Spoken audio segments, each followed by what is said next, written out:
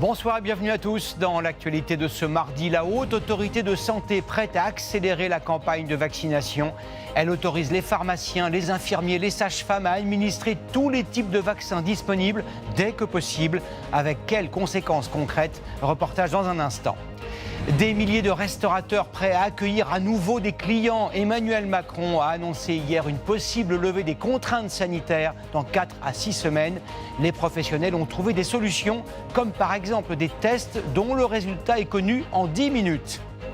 La tension toujours très vive dans le quartier Croix-Rouge de Reims. Il y a 4 jours, un journaliste photographe a été agressé et laissé pour mort. 80 CRS sont attendus sur place.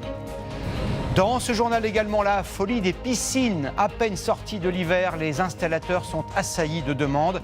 La France est de loin le pays d'Europe qui compte le plus de bassins privés. Les plus abordables sont construits à partir de containers recyclés.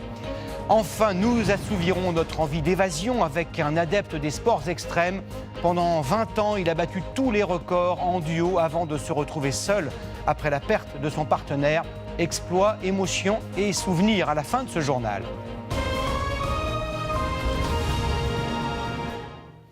C'est peut-être le coup d'accélérateur tant attendu dans la campagne vaccinale, alors que 27 millions de doses de vaccins devraient être livrées en France avant la fin avril.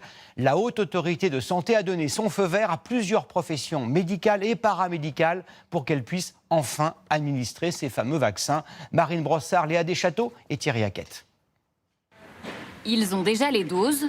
Alors ici, ce sont les vaccins que l'on stocke pour les médecins. Et ils pourront bientôt, eux aussi, les administrer. Nous avons la salle de vaccination, celle que l'on va utiliser pour la vaccination Covid quand on pourra commencer, avec le matériel nécessaire.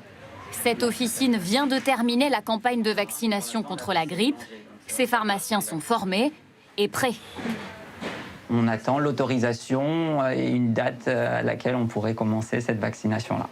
D'ici 2 semaines, ils pourront prescrire et injecter le vaccin AstraZeneca dans un premier temps. C'est les patients de 50 à 75 ans, avec comorbidité prioritairement, mais ensuite toute la classe d'âge entre 50 et 75 ans. De quoi augmenter massivement les capacités de vaccination du pays. Il y a 18 500 officines qui sont vaccinatrices, qui ont un local, qui ont du personnel formé. Et ça veut dire à peu près 400 000 vaccinations par jour ou à peu près 2 millions de vaccins par semaine. Et pour accélérer davantage, les infirmiers seront aussi mobilisés. Cela fait des semaines que Fatima Saïd et ses patients attendent cette décision. On va pouvoir vous vacciner, j'espère. Comme je connais bien l'infirmière, tout ira bien. Elle sait qu'elle pourra administrer le vaccin dans son cabinet, mais ce qu'elle espère, c'est aussi pouvoir vacciner à domicile. Comme vous le voyez, monsieur ne peut absolument pas se déplacer. Donc il n'ira ni au cabinet médical, ni au centre de vaccination. Et j'en ai d'autres qui sont dans le même cas que lui. Là, on a vraiment besoin d'avoir la possibilité de vacciner les patients directement à domicile. Comme les infirmiers et les pharmaciens, les sages-femmes pourront également vacciner leurs patients dès le 17 mars. Et oui, en France, à ce jour, seuls 3 millions de personnes ont reçu au moins une dose de vaccin depuis la fin du mois de décembre. Mais les démarches restent encore laborieuses et les temps d'attente parfois interminables. Quelles sont les raisons de ce retard? Quel est le profil exact des prochaines personnes vaccinées? Explication très claire de Jean-Marie Bagayoko, Sylvain Milenvois et Thierry Valta. C'est un mois qui sera décisif pour la campagne vaccinale. Combien de personnes vaccinées en mars? Pour l'instant, plus de 3 millions de Français ont reçu au moins une dose de vaccin. D'ici la fin du mois, ils seront 9 millions. Soit 6 millions de nouvelles injections, rien qu'en mars. Pour atteindre cet objectif, le gouvernement mise sur des livraisons plus nombreuses. 4 millions de doses Pfizer sont attendues en mars. Quant au vaccin Moderna, encore rare en février, il arrivera en plus grande quantité, près d'1,5 million de doses. Dans ce centre de vaccination, on les attend avec impatience. Plus de doses pour pouvoir vacciner plus de personnes. C'est environ 20% de volume supplémentaire, 20 à 30% de volume supplémentaire que nous aurons à partir de la semaine prochaine et ça va aller crescendo. Qui pourra se faire vacciner? En mars, les personnes entre 50 et 74 ans souffrant de comorbidité pourront bénéficier du vaccin d'AstraZeneca. 2,5 millions de Français sont concernés. De quoi accélérer le rythme de la vaccination. Oui, AstraZeneca, mais pas seulement AstraZeneca, mais va faire partie des solutions qu'on a. Il faut passer ce cap, il faut vacciner et il faut accepter cette vaccination par un vaccin qui clairement est efficace. Y aura-t-il de nouveaux vaccins en mars ? Le prochain sérum administré en France sera celui du laboratoire belge Janssen. Il pourrait obtenir son autorisation de mise sur le marché dès la semaine prochaine. Contrairement aux autres vaccins, une seule dose sera nécessaire. Première livraison attendue pour la fin du mois de mars. Depuis ce matin, vous le savez, il est impossible de franchir la frontière entre la Moselle et l'Allemagne sans un test PCR ou antigénique négatif. Aucune exception n'est faite pour les 16 000 travailleurs frontaliers, avec un résultat prévisible, de très longues files d'attente devant les centres de test. Reportage entre la France et l'Allemagne. Florian Litzler et Sébastien Maloiseau. Sous la tente, le flot de voitures est continu. Les Mosellans se pressent dans ce centre de dépistage installé sur la frontière, car depuis aujourd'hui, il leur faut forcément un test négatif de moins de 48 heures pour aller en Allemagne. J'ai l'impression que je reviens à l'époque où il y avait les frontières, où on était arrêté pour un simple contrôle, alors qu'on passait tous les jours, on se fait contrôler, on a l'impression qu'on est des pestiférés. Une contrainte pour les Mosellans, surtout pour ceux qui travaillent en Allemagne. 1500 tests ont été réalisés rien que dans ce centre aujourd'hui. Les premiers frontaliers étaient là dès 4 heures du matin pour se faire dépister, pour être sûr de pouvoir aller travailler ensuite. Et ils étaient nombreux. Toute une cohorte soumise à 2 heures d'attente pour un exercice à répéter tous les 2 jours. Un effort supplémentaire, pour certains, celui de trop. C'est désolant.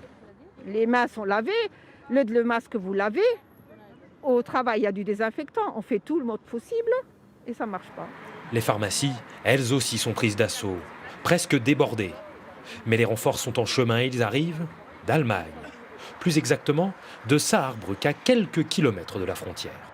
Des tests et encore des tests. 150 000 en tout, entassés dans ces cartons à la Chambre du commerce de la Sarre. Ils sont destinés aux Mosellans. C'est important que les travailleurs frontaliers puissent continuer à venir en Allemagne. On a besoin d'eux. Il ne faut pas que l'économie souffre encore plus de la situation. Les patrons allemands viennent ici pour récupérer les tests. Cela leur permet de faire dépister leurs salariés mosellans directement sur leur lieu de travail. Ce chauffagiste emploie 3 Français. Là, c'est la première commande que je récupère et c'est gratuit. Pour les suivantes, je ne sais pas, ça sera peut-être payant. Si c'est le cas, l'entreprise les paiera. Côté français, l'Agence régionale de santé assure qu'elle va renforcer dès ce week-end les capacités de test en pharmacie. C'est notre lot quotidien depuis près de 8 mois, depuis précisément le 20 juillet 2020. Le masque obligatoire dans tous les lieux publics clos. Dans certaines villes de plus en plus nombreuses, le masque est également obligatoire en extérieur. Mais au fait, que sait-on précisément aujourd'hui des contaminations en plein air ? Joséphine Devambé, Julien Roux et Bruno Poisoy font le point. Un tour de vis supplémentaire pour lutter contre l'épidémie. Depuis ce week-end, le masque est obligatoire jusque sur les plages de la baie de Somme. Sur le nez et sur la bouche, pas au bout du bras. Vous voyez, on a mis nos masques, on est en vacances, on n'est pas les uns sur les autres, donc, et on a besoin de respirer. C'est... Ça n'a aucun sens. Aucun sens. Sur la plage, ça ne devrait pas être obligatoire. Chacun a ses distances, on est à l'air libre. Ce serait plus sympa sans le masque. En plein air, à bonne distance les uns des autres, risque-t-on réellement d'être contaminé? Pour qu'une personne soit infectée, elle a besoin d'avoir une personne infectieuse qui lui transmet le virus. Donc si elle est toute seule, évidemment, elle ne risque rien. En revanche, dès que vous êtes en extérieur et si vous croisez quelqu'un, vous avez un risque de transmission. Lorsque l'on croise quelqu'un, on échange malgré nous des gouttelettes de salive, ne serait-ce qu'en respirant ou en parlant, et donc on risque de se contaminer. Mais à quelle distance exactement? À partir de quelle densité de population? Aucune étude scientifique sur la contamination en plein air n'apporte clairement ces réponses. Cet infectiologue appelle donc à la prudence. Là, on voit que les 2 individus ne respectent pas la distance réglementaire de 2 mètres. On sait Même en extérieur? Bien sûr, parce qu'on va se retrouver, d'abord il y a la durée aussi qui va compter, la durée de cet échange, et on va être face à face, on va émettre des postillons, et on est à risque de se contaminer. Le risque de transmission est certes moindre à l'extérieur, mais en présence du variant britannique, plus contagieux, la règle du masque obligatoire dans la rue semble la plus simple. Pour la première fois hier, Emmanuel Macron a esquissé une date de sortie de crise dans 4 à 6 semaines. Cela pourrait signifier la levée des couvre-feux et, qui sait, la réouverture de certains lieux fermés depuis des mois. Les restaurants, les cinémas, les musées, de nombreux restaurateurs ont imaginé des solutions concrètes pour accueillir à nouveau leurs clients. À quoi pourrait ressembler le monde d'après autour d'une bonne table, d'un bon repas avec des amis ou de la famille? Justine Corbillon, Linda Huré et Thierry Marquez. Je vous fais goûter la petite soupe du jour. Un plat que ce restaurateur aimerait enfin pouvoir servir à ses clients à table. Il demande au gouvernement la réouverture au moins des terrasses dans un premier temps, comme ça se fait déjà en Espagne. La terrasse, normalement, commence d'ici, tout le long. Nous avons une vingtaine de places assises seulement en terrasse, mais ce serait déjà un peu d'oxygène pour nous. Pour accompagner une future réouverture, le gouvernement réfléchit à la mise en place d'un pass sanitaire. Une application sur le modèle de Tous Anti-Covid. Les clients signaleraient leur présence avant d'entrer dans certains lieux publics, restaurants, bars ou même salles de sport. Cela permettrait de remonter plus facilement une éventuelle chaîne de contamination. L'idée est bonne, mais il faut que tout le monde suive. Moi, je suis ouvert à tout parce que je vais au restaurant quasiment tous les midis et ça me manque affreusement. On est prêt en effet à beaucoup de choses qu'on avait même un peu commencé à faire. Oui, laisser notre nom, on avait pris cette habitude-là. Les professionnels de la restauration espèrent une réouverture dans le courant du mois d'avril. Alors ils ont fait des propositions au gouvernement. J'ai rendu ma copie hier soir, donc sur des possibilités d'ouvrir nos restaurants le midi. Avec 6 clients maximum par table, espacés les unes des autres, les discussions portent également sur un test PCR négatif que le client pourrait présenter avant d'entrer dans le restaurant. Mais sur ce point... Le restaurateur, il ne sera pas en même temps cuisinier, maître d'hôtel, et puis accueillir ses clients, et puis gendarme en même temps à l'entrée. Donc... Et si la solution venait de Marseille ? Cette entreprise a développé une technologie dernier cri qui va bientôt être testée dans 4 restaurants de la région. Un test salivaire dont le résultat arrive en 10 minutes et qui serait fiable à 96%. Donc on pourra réaliser une quinzaine de clients par heure. L'entreprise a le soutien de la région, mais il sera difficile d'équiper tout le monde. Ce mini-laboratoire mobile coûte environ 10 000 €. Pour satisfaire les clients, leur servir à manger, on peut être encore plus inventif. Dans plusieurs villes du Royaume-Uni, les livreurs, les serveurs ont été remplacés par des cousins de R2D2. Correspondance au pays des robots, Élise Stern et Lucie Barbazange. Voici une vidéo de 20 secondes sur comment vous lavez les mains. Humanoïdes, professeurs de lavage de mains. Robots désinfectant les sols de cette gare londonienne. Ils ont désormais un ennemi commun avec l'homme, le Covid-19. Et pour réduire sa transmission, tous les moyens sont bons.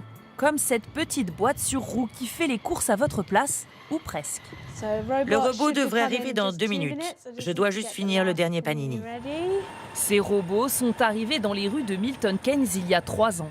Avec les confinements successifs, ils ont convaincu de plus en plus de commerçants de cette ville pavillonnaire. Rebecca Flint a commencé il y a 3 semaines à les utiliser pour livrer les déjeuners de ses clients. C'est la meilleure façon de faire. Vous n'avez aucun contact avec personne. C'est juste vous et le robot. Et chacun utilise son téléphone pour s'en servir. Pas de télécommande, pas de guidage. Ce robot est intelligent. Avec ses 10 caméras et ses nombreux capteurs, il parvient à se frayer un chemin sur les trottoirs, à attendre son tour pour traverser au passage piéton et à arriver jusqu'à la porte de son destinataire. Bonjour, voici votre livraison. Comme on ne peut pas sortir, les restaurants sont fermés ou alors juste à emporter mais il faut se déplacer. Donc là c'est vrai qu'avec les enfants à la maison, c'est super bien. Ces livraisons à 1 € ont triplé en 1 an et 120 robots peuplent la ville. Mais tous ne sont pas convaincus. Je ne les déteste pas, mais en ce moment, je préfère voir des gens et leur parler. Maintenant, c'est normal pour nous. Mais il y a quelques mois, ça ne l'était pas. Quand on les a vus pour la première fois, c'était surprenant. Pour comprendre l'utilisation des robots pendant cette pandémie, on a rendez-vous avec une entreprise qui en revend dans les hôpitaux et les maisons de retraite. Et d'ailleurs, je crois qu'ils nous attendent. Chez ce fournisseur, les robots de plusieurs marques sont paramétrés pour répondre aux besoins qui émergent avec le coronavirus. Ils peuvent servir à de la téléprésence, par exemple, à garder un œil sur les malades ou à laisser les familles interagir avec les patients. Ils ont aussi été utilisés pour informer les docteurs et les infirmiers, leur rappeler de se faire tester. La demande du secteur médical pour les robots a augmenté de plus de 300%, justifiant ces nouvelles fonctionnalités. Ce robot est même capable de détecter en temps réel si on porte un masque ou si on n'en porte pas.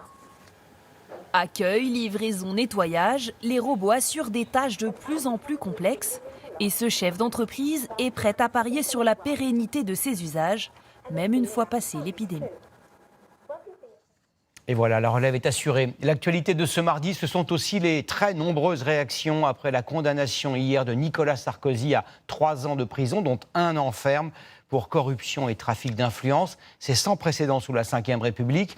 Nicolas Sarkozy a fait appel à l'Assemblée nationale et au siège de tous les partis politiques. Aujourd'hui, on ne parlait que de ça. Alison Tassin, Frédéric Delpech et Nassima Azizi.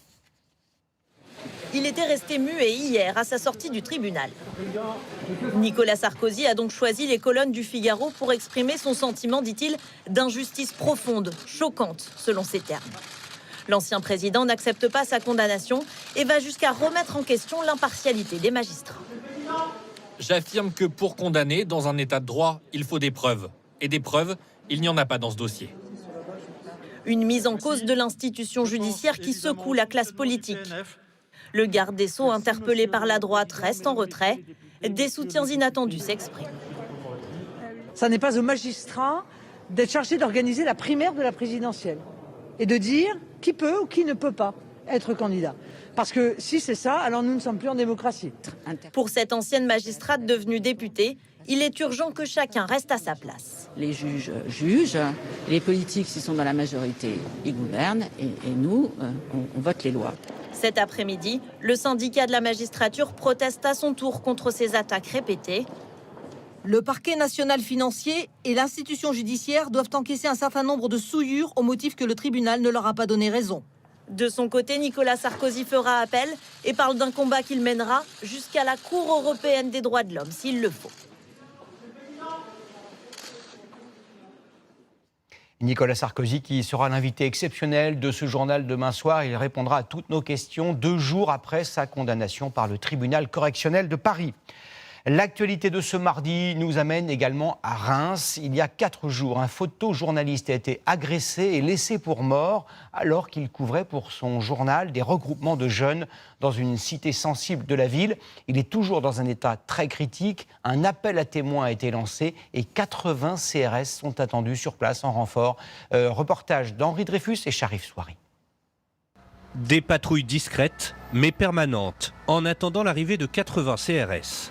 Depuis 48 heures, les policiers sillonnent le quartier de Croix-Rouge, après l'agression du journaliste Christian Lantenois. Samedi, en début d'après-midi, son journal est informé d'une rixe dans le quartier. Avec une autre journaliste, ils se rendent séparément sur place. Ce dernier est rapidement repéré à cause de sa voiture siglée au nom du journal. Il est pris à partie ici, devant la médiathèque, puis roué de coups, avant d'être pris en charge par le SAMU. Hospitalisé au CHU, le journaliste de 65 ans est dans le coma. Son pronostic vital reste ce soir engagé. Pour la rédaction de l'Union de Reims, c'est à la liberté d'informer que les agresseurs du photographe s'en sont pris. C'était le journaliste qui a été visé, qui est perçu comme quelqu'un qui est un institutionnel et un intrus, et comme peuvent l'être les policiers, les pompiers, voire les médecins. Pour comprendre ce déchaînement de violence, nous rencontrons Amidou, animateur depuis 5 ans dans le quartier de Croix-Rouge. Il décrit des situations de plus en plus tendues. C'était le cas samedi dernier. La semaine dernière, c'était quand même un peu plus tendu aussi. C'est quoi comme type de violence ? Type de violence entre jeunes qui se tapent à main nue, parfois avec des armes, quoi, et tout, donc armes à feu. Le quartier réputé sensible est classé en zone de sécurité prioritaire. Ses 28 000 habitants témoignent de difficultés récurrentes. Il n'y a rien, il n'y a vraiment rien. Il n'y a aucune aide, même une maison de quartier qui nous aide, il n'y a rien. Dans tous les quartiers de Reims, ils en ont une, nous on n'en a pas, ils ne nous aident pas. La municipalité reconnaît un climat parfois tendu, mais refuse de cataloguer ce quartier. Je crois qu'il faut surtout éviter les amalgames et les précipitations. Il y a eu quelques rixes, il y a eu également des difficultés avec quelques incendies de véhicules. Nous sommes dans un quartier populaire qu'il ne faut surtout pas stigmatiser. Une enquête est ouverte pour tentative de meurtre aggravé. Un suspect a été interpellé hier grâce à la vidéosurveillance. Il est en garde à vue et risque jusqu'à 30 ans de prison. Un mot de l'actualité judiciaire. L'ancien ministre radical de gauche Jean-Michel Baillet a été entendu jeudi dernier par la brigade de protection des mineurs après des accusations de viol et d'agression sexuelle sur mineurs. Il a formellement démenti les faits qui se seraient déroulés il y a 41 ans. De son côté, le parquet de Paris confirme avoir ouvert une enquête en juin dernier dans cette affaire. Nous parlerons dans un court instant de la réforme de l'assurance chômage voulue par le gouvernement. Mais partons tout de suite dans une région qui ne connaît pas le chômage, et cela depuis des années, la vallée des Aldudes dans les Pyrénées-Atlantiques. Elle est pourtant loin des grandes agglomérations, des grands centres industriels. C'est grâce à l'agriculture qu'elle est aujourd'hui prospère, car elle a misé sur la qualité et l'authenticité.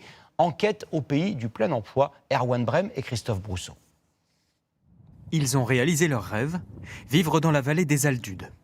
Une maison de 130 mètres carrés, un panorama sur la montagne et un avenir professionnel. Situation inespérée pour Marina, qui vivait il y a peu dans un appartement à Bayonne. Déjà, j'ai un travail à temps plein, une maison à moi, chose que j'aurais peut-être pas eu en ville, et aussi pour ma fille du coup, parce qu'elle aura un autre mode de vie que j'ai pu avoir avant. C'est que du positif. Marina comme son compagnon sont ouvriers dans des coopératives de transformation agricole, le secteur le plus pourvoyeur d'emplois dans la vallée des Aldudes. À contre-courant des zones rurales, la vallée jouit d'un succès presque insolent, 3% de chômage. Et Christine Oteiza est loin d'être étrangère à ce dynamisme.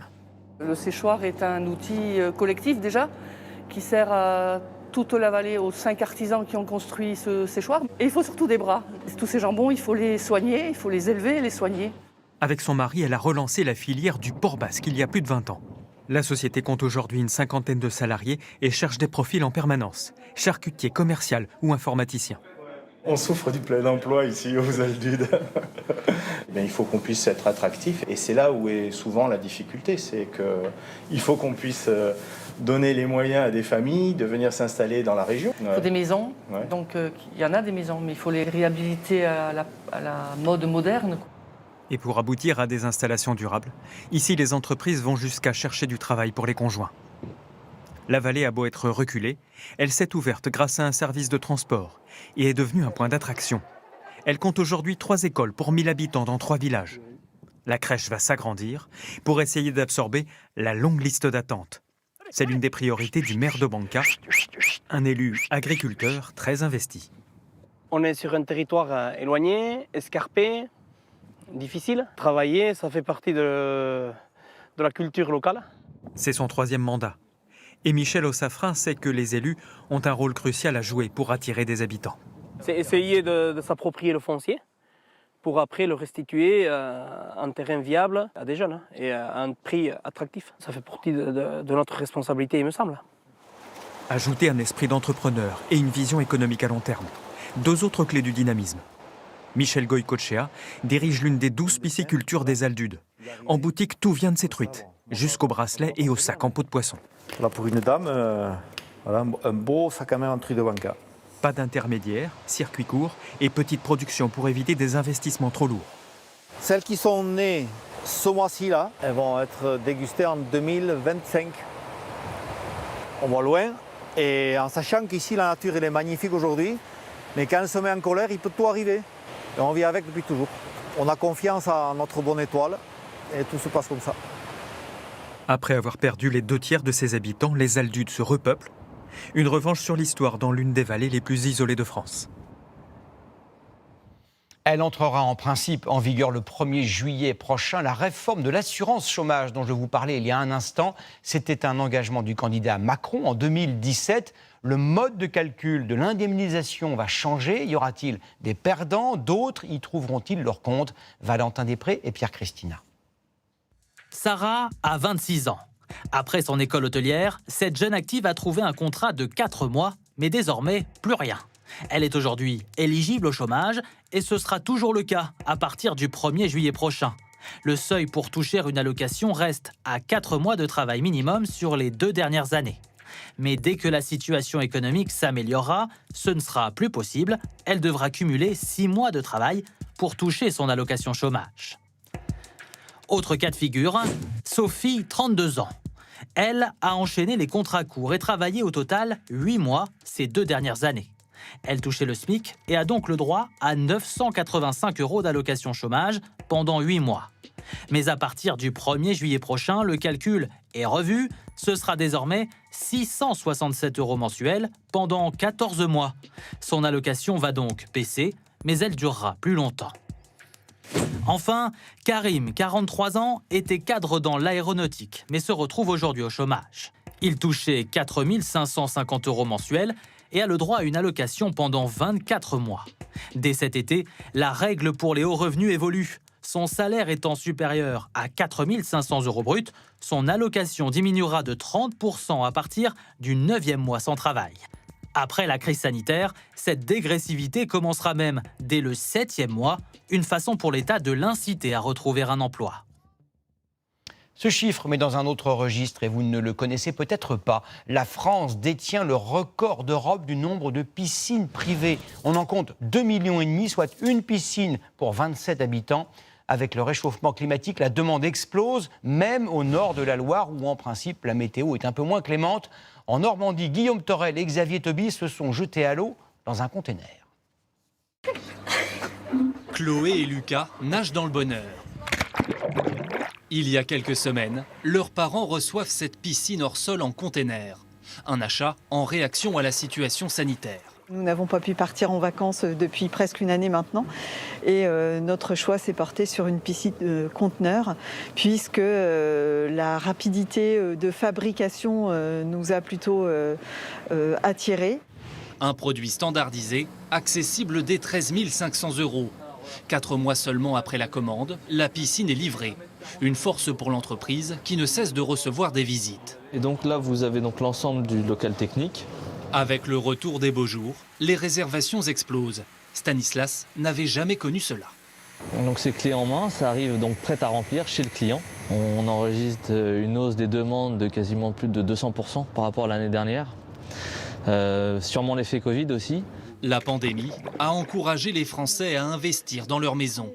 À nettoyer au moins une fois par semaine pour avoir une eau correcte. Boris s'est laissé tenter par une piscine en béton. Au total, une facture de 40 000 € pour transformer ce coin de Normandie en coin de paradis. On a l'utilité et il y a le côté où le jardin est mis en valeur, la maison est mise en valeur. Et contrairement à ce qu'on peut penser, on en profite régulièrement, voire même tous les jours pendant l'été. Ça permet de se dépayser. Quand on ne peut pas partir en vacances, on a les vacances à la maison. Cette autre entreprise est aussi débordée. Son chiffre d'affaires a augmenté de 50% par rapport à l'an dernier. La construction d'une piscine en Normandie est tout à fait envisageable. On a de plus en plus de beaux jours. Les pompes à chaleur sont là aussi pour les plus frileux.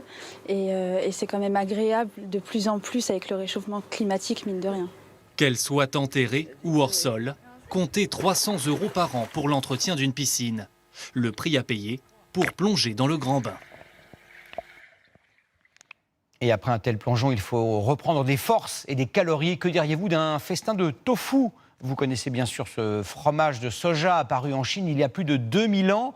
Il se mange frit, grillé, mariné, en salade. Des centaines de millions de Chinois en font leur aliment de base. Ils sont d'ailleurs parmi les premiers consommateurs au monde.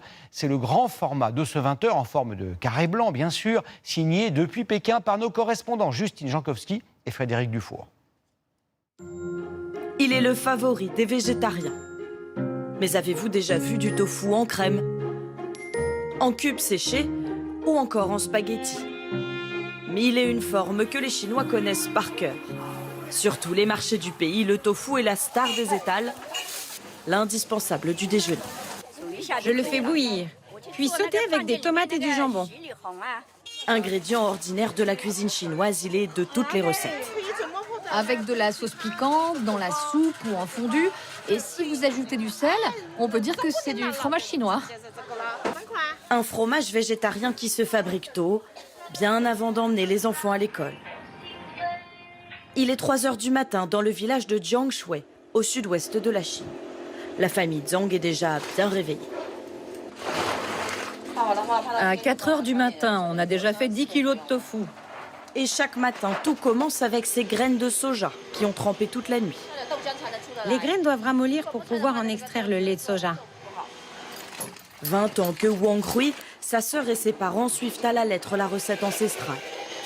Des graines broyées, puis filtré et bouilli. Et pour coaguler le lait de soja, un ingrédient bien connu de nos fromagers français. Ça, c'est le chlorure de calcium, comme de la présure, pour solidifier le lait.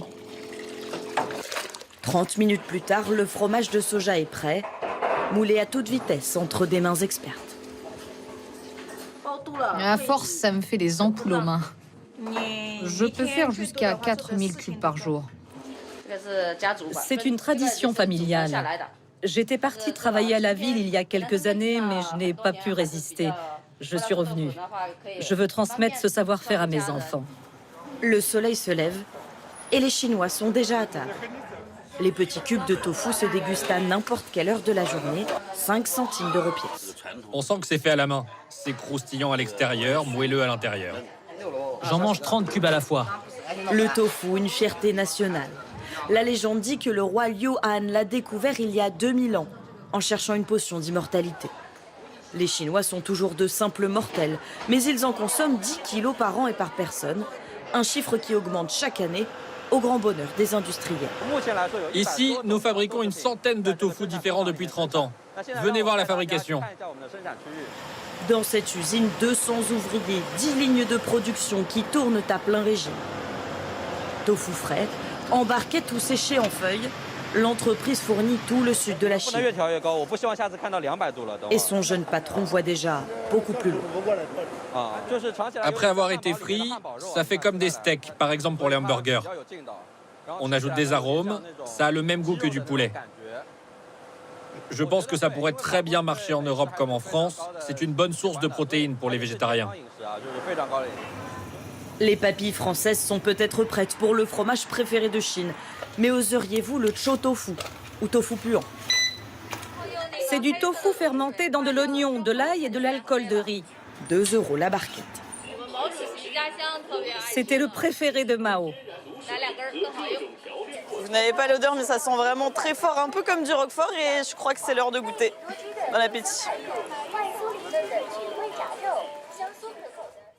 Et nous sommes sans nouvelles ce soir de Justine Jankowski. Chaque soir, nous vous proposons d'assouvir votre soif d'évasion. Ce soir, c'est un peu différent. Il ne s'agit pas seulement d'évasion, de dépaysement, mais d'exploit et de prise de risque. Pendant près de 20 ans, un duo français, les Soul Flyers, a battu des records qui l'ont rendu célèbre dans le monde entier. En novembre dernier, l'un des membres de l'équipe a trouvé la mort lors d'un entraînement. Et malgré cela, son alter ego a décidé de continuer à voler. Sander Randezadré et Anne Barrier l'ont rencontré chez lui à la Clusaz. C'était il y a quelques jours, comme un pied de nez aux remontées mécaniques fermées. Accompagné d'un caméraman, Fred Fugin dévale à sa manière à Val d'Isère, l'une des pistes de ski les plus connues au monde. Et sa manière, c'est en wingsuit. Une combinaison en forme d'aile. Chez lui, il y en a toujours quelques-unes qui traînent.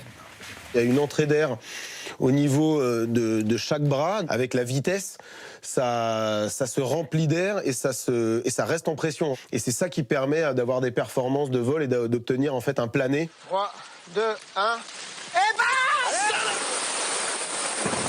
Et les rêves d'enfant sont souvent irréalisables. Mon rêve de gosse, c'était de voler. Pas pour lui. J'ai eu l'occasion de faire mon premier saut à l'âge de 10 ans avec mon père en tandem. Et j'ai adoré. J'ai toujours voulu continuer après ça. Flirter avec le danger ne s'improvise pas. Il a appris de son père la nécessité de s'entraîner énormément. Parapente, base jump, wingsuit, peu importe la manière. Pourvu que ça se passe dans les airs. 17 000 sauts en parachute plus tard, comme s'il voulait le remercier de ses conseils, le fils s'amuse à l'impressionner. Je lui ai fait faire un largage de parapente avec un parachute de base jump sur le dos. Et c'était la première fois qu'il faisait ça. On a fait comme on a dit. Il a adoré, il y avait ma mère qui était en bas et c'était cool de pouvoir à mon tour le larguer, quoi. Repousser sans cesse les limites. Défier l'impossible. C'est le moteur d'un duo. Les Soul Flyers, c'est leur nom de scène. Et leur scène, c'est le ciel.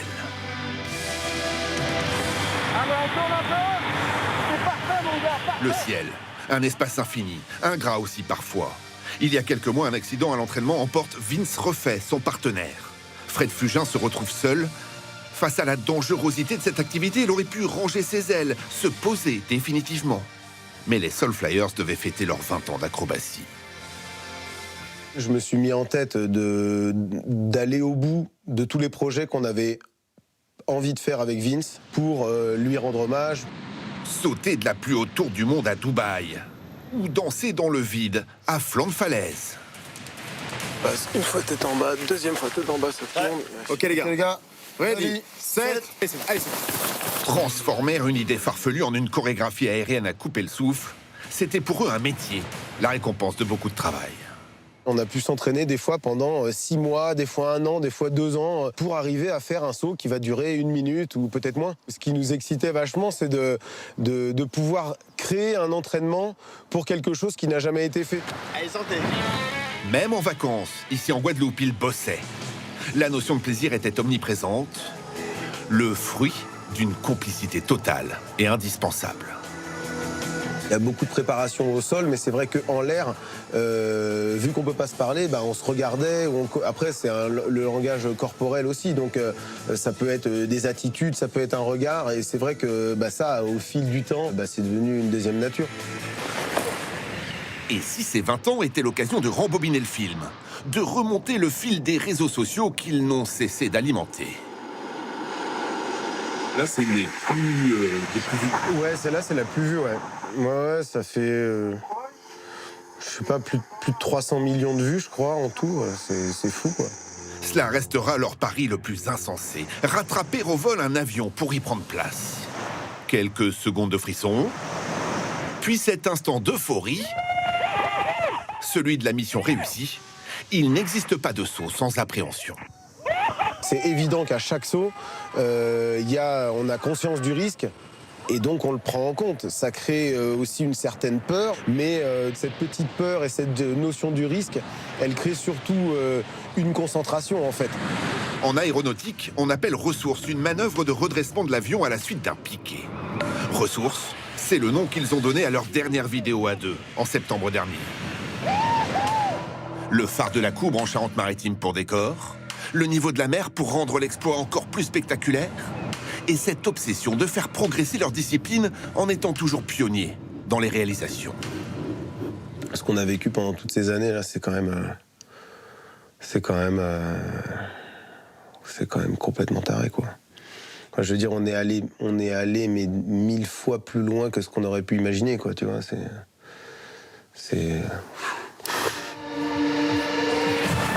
Sur notre planète, il y a ceux qui osent, et puis il y a les autres. Ceux qui admirent. C'était ouf. C'était ouf. Ça pique. C'était le 2 mars 1991, il y a 30 ans, jour pour jour, la mort de Serge Gainsbourg, la javanaise, Je t'aime moi non plus, le Poinçonneur des Lilas, Mélodie Nelson, la Marseillaise, version reggae. Nous avons tous chanté du Gainsbourg, lui-même puisait son inspiration dans les classiques de la chanson française, mais aussi chez Chopin, Brahms ou Beethoven, sans oublier bien sûr le rap. Florence Lecnec, Vincent Capu et Florian Legoïc vous ont fait chanter rue de Verneuil à Paris, là où Gainsbourg est mort d'une crise cardiaque. Pouvait-on imaginer un autre hommage ? 2 beaux choux bien frais pour orner la porte d'entrée de l'ancienne maison de Serge Gainsbourg. Ça, c'est un objet fétiche, là, que vous avez. Ah oui, ça représente bien l'homme à tête de chou, qui est son album mythique, bien sûr. 5 bis, rue de Verneuil, au cœur de Saint-Germain-des-Prés à Paris. Le lieu fait office de rendez-vous pour tous les admirateurs du chanteur. Dans cette rue, a priori très sage et résidentielle, Gainsbourg avait déjà, de son vivant, offert son mur à ceux qui venaient le célébrer. 30 ans plus tard, rien n'a changé. On vient rajeunir un peu le mur, donc là il y a eu quelque chose. On va le recouvrir, mais c'est le but du jeu. En fait, à chaque fois on se recouvre et puis des gens qui viennent de partout, de France, dans le monde, ils viennent, ils nous écrivent des petits mots et puis voilà. Un lieu mythique, un lieu intime, qui sera bientôt ouvert aux visites. Chaque chose à sa place, comme son propriétaire l'a quitté, en l'état. Ah, il y a des pianos. C'est de ces pianos que sortent toutes ces chansons. Je suis le poinçonneur des lilas, le gars qu'on croise quand on ne regarde pas. Y a pas de soleil. Car qu'il évoque ce fameux poinçonneur des lilas, ou qu'il nous fasse chalouper au son plus sulfureux d'Elisa, Moi, nous, t'es 20 ans, t'es 40. le public s'est élargi. couleur. Café, que j'aime ta couleur. Alors, parmi ceux qui se souviennent, il y a bien naturellement Rose Vita.